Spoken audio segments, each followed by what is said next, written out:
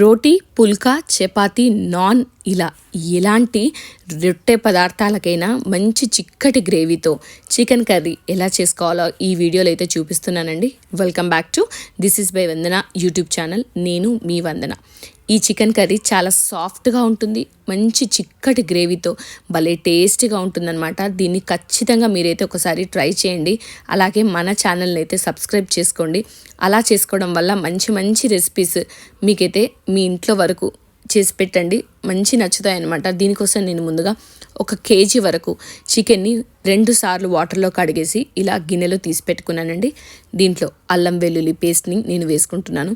దీన్ని నేను మ్యారినేట్ చేయడానికి ఇవన్నీ వేసుకుంటున్నానండి.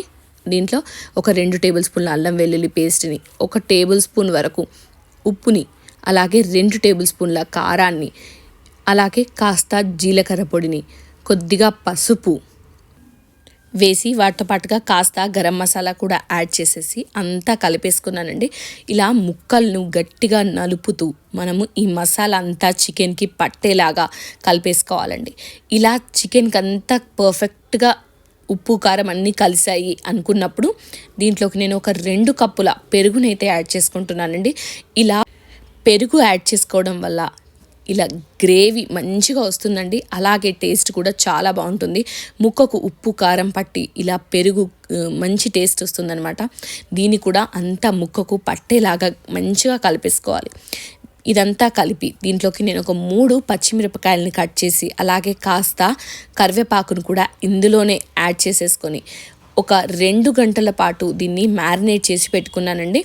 మ్యారినేషన్ ఇలా చేసి పెట్టుకుంటేనే చికెన్ కర్రీ టేస్ట్ చాలా బాగుంటుంది. మ్యారినేట్ చేయడానికి మీరు ఈ చికెన్ని బయటైనా పెట్టుకోవచ్చు, లేదు అంటే ఫ్రిడ్జ్లో కూడా పెట్టేసుకోవచ్చు అండి. ఇలా అయినా కూడా మంచిగా మ్యారినేట్ అవుతుందన్నమాట. ఇలా ముక్కలంతా పట్టేలాగా కలిపేసి పక్కన పెట్టేసుకోండి. ఇప్పుడు స్టవ్ ఆన్ చేసి కడాయి పెట్టేసి ఆ కడాయిలో ఒక 4 టేబుల్ స్పూన్ల ఆయిల్ని అయితే తీసుకుంటున్నానండి. ఆయిల్ కాస్త ఎక్కువగానే పడుతుంది. ఆయిల్ వేడైన తర్వాత ఇందులో నేను ఓల్ గరం మసాలా స్పైసెస్ అన్నీ వేసుకుంటున్నానండి.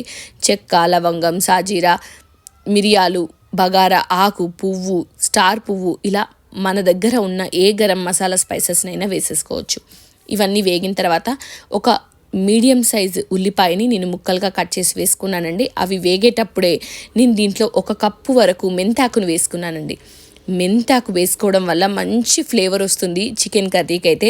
కానీ ఇది ఎప్పుడైనా ఉల్లిపాయలు వేసేటప్పుడే వేసి వేయించుకోవాలండి. లేదు అంటే తర్వాత మనం యాడ్ చేసేస్తే ఆకు చేదు చికెన్ ముక్కకు పట్టి కూరంతా చేదైపోతుంది. అందుకని దీన్ని ఉల్లిపాయలు వేసేటప్పుడే వేసి వేయించేసుకోవాలి. తర్వాత ఇవన్నీ వేగిన తర్వాత ముందుగా మనం మ్యారినేట్ చేసుకున్న చికెన్ ఉంది కదా, ఆ చికెన్ అయితే నేను ఇందులో వేసేసుకుంటున్నానండి.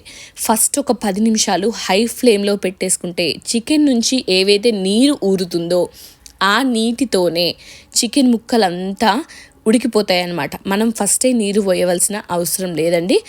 ఈ ఊరే నీటితోనే చికెన్ పర్ఫెక్ట్గా కుక్ అయిపోతుంది. అందుకని చికెన్ని ఫస్ట్ ఒక 10 నిమిషాలు హై ఫ్లేమ్లో పెట్టేసుకుంటే మనకు నీరుతో చికెన్ ఊరడంతో పాటుగా మనకు నీచు వాసన అన్నది లేకుండా ఉంటుంది. అందుకని మూత పెట్టి ఒక 10 నిమిషాలు ఉడికించిన తర్వాత మూత తీస్తే చూసారా ఎలా నీరు అయితే ఫామ్ అయిందో అదే నీటిలోనే నేనైతే కంప్లీట్గా చికెన్ అంతా ఉడికిచ్చానండి. ఈ కర్రీ చేసుకోవడానికి కాస్త టైం పడుతుంది, కానీ వర్త్ అని మీకైతే అనిపిస్తుందండి. అంత బాగుంటుందన్నమాట టేస్ట్ అయితే మంచి గ్రేవీతో. ఇలా నీరంతా పోయేంత వరకు స్టవ్ని హై ఫ్లేమ్లో పెట్టేసుకొని నీరంతా దగ్గర పడుతుంది. చూసారా గ్రేవీ చిక్కబడుతుంది. ఇలా గ్రేవీ చిక్కబడుతున్నప్పుడు మనకు చికెన్ పర్ఫెక్ట్గా ఉడికిపోతుందండి. అప్పుడు మళ్ళీ ఇంకోసేపు మూత పెట్టేసి కాసేపు ఉడికించుకోవాలండి. అప్పుడు నీరంతా కంప్లీట్గా ఫామ్ అయిపోయి ఆ నీరంతా దగ్గర పడిపోయేందుకు మనం మూత తీసి ఇప్పుడు దీన్ని అయితే ఫ్రై చేసుకోవాలండి. చికెన్ అంతా ఫ్రై చేసేసుకుంటే నీచు వాసన అన్నది లేకుండా ఉంటుంది. ఇప్పుడు ఇదంతా నీరు దగ్గర పడేయడానికి ఇంకొక 15 నిమిషాల టైం అయితే పడుతుందండి. ఆ 15 నిమిషాల టైంలోనే మనము చూసారా గ్రేవీ ఎంత బాగా వచ్చిందో. ఇప్పుడు ఇదంతా పర్ఫెక్ట్గా వేగింది కాబట్టి దీంట్లో నేను జీడిపప్పును యాడ్ చేసుకుంటున్నానండి. మంచి టేస్ట్ వస్తుంది. చాలామంది జీడిపప్పులు ఇలా కాకుండా పేస్ట్ చేసి వేసుకుంటారు. కానీ మీరు ఒక్కసారి ఇలా అయితే ట్రై చేయండి, ఎంత బాగుంటుందో మీరే చెప్తారు. ఎందుకంటే ఇక్కడ చికెన్ గ్రేవీ లోపల ఈ జీడిపప్పు ఉడికి మంచి ఫ్లేవర్ వస్తుందన్నమాట. మనకు ముక్కకి జీడిపప్పు తగులుతుంటే తినేటప్పుడు ఆ స్పెషల్ టేస్టే డిఫరెంట్గా ఉంటుంది, అంత బాగుంటుంది. ఇలా జీడిపప్పులో వేసిన చికెన్ పర్ఫెక్ట్గా కుక్ అయిన తర్వాత ముక్క చూసారు ఎంత పర్ఫెక్ట్గా కుక్ అయింది. ఇప్పుడు దీంట్లోకి నేను కొబ్బరి పొడిని అలాగే ధనియాల పొడిని కూడా యాడ్ చేసుకుంటున్నానండి. పర్ఫెక్ట్గా కుక్ అయింది కాబట్టి ఇవి కూడా వేసి అంతా మంచిగా కలిపిన తర్వాత నేను కాస్త అలా గ్రేవీ కోసం ఒక చిన్న టీ గ్లాసెడ్ వాటర్ని అయితే ఇందులో యాడ్ చేసుకుంటానండి.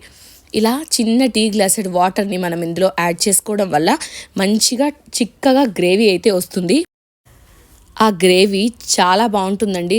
రొట్టెల్లో కానీ లేదంటే ఇలా మనం నాన్స్లో కానీ పెట్టుకున్నప్పుడు స్పెషల్ టేస్ట్ లాగా అనిపించింది. నాకైతే చాలా నచ్చిందనమాట. ఎందుకంటే ఈ చికెన్ ముక్కలతో పాటుగా ఆ గ్రేవీ కూడా పర్ఫెక్ట్గా కుదిరితే అంతకంటే ఇంకేం భాగ్యం కావాలి. నాన్ వెజ్ ఎప్పుడు పర్ఫెక్ట్గా కుదిరితేనే అన్నీ బాగుంటాయి అన్నమాట. ఒకవేళ మీకు ఉప్పు తక్కువగా అనిపిస్తే కాస్త అడ్జస్ట్ చేసేసుకోండి. ముక్క కూడా పర్ఫెక్ట్గా ఉడికిపోయింది. ఈ గ్రేవీ కాసేపు మరగగానే మనము దీన్ని కొత్తిమీర జల్లేసుకొని సర్వ్ చేసేసుకోవచ్చు. చాలా టేస్టీగా ఉంటుంది. ఇలా మీరు కూడా ఒక్కసారి ట్రై చేయండి, ఎలా ఉంది అని నాకైతే కమెంట్ చేసి చెప్పండి. మంచి గ్రేవీతో చికెన్ కర్రీని మీకోసం స్పెషల్గా చేశాను. అలాగే మా వాళ్ళకు కూడా అందరికీ నచ్చింది. మంచిగా జీడిపప్పులతో చికెన్ పెట్టుకొని రొట్టెల్లో ఆస్వాదించారనమాట. మీరు కూడా ట్రై చేయండి, ఎలా ఉందని కమెంట్ చేసి చెప్పండి. వీడియో నచ్చితే లైక్ చేయండి, షేర్ చేయండి. అలాగే మన ఛానల్ని సబ్స్క్రైబ్ చేయడం మాత్రం అస్సలు మర్చిపోవద్దు. ఎందుకంటే మీరు చేసే సబ్స్క్రిప్షన్ మాకు చాలా మోటివేషన్గా అనిపిస్తుంది. అలాగే ఇలా వెరైటీస్ ఆఫ్ ఫుడ్స్ ట్రై చేయడానికి, మీకు ఎలా చేయాలో ట్రిక్స్ చెప్పడానికి కూడా చాలా మోటివేషన్ లాగా ఉంటుంది. Thanks for watching. Please subscribe to this is by Vandana YouTube channel.